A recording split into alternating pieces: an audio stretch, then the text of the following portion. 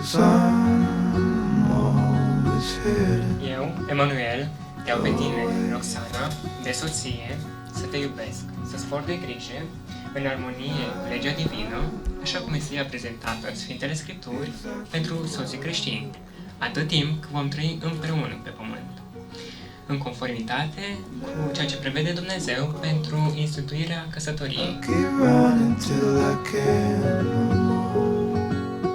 Eu, Roxana, te iau pe tine, Emanuel, de soț, ca să te iubesc, să-ți port de grijă și să-ți acord un respect profund, în armonie cu legea divină, așa cum este ea prezentată în Sfintele Scripturi pentru soțiile creștine, atâta timp cât vor trăi împreună pe pământ, în conformitate cu ceea ce prevede Dumnezeu pentru instituția căsătoriei.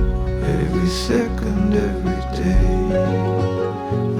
Eu, prin autoritatea conferită mie de Sfintele Scripturi, declar pe cei doi căsătoriți, soț și soție.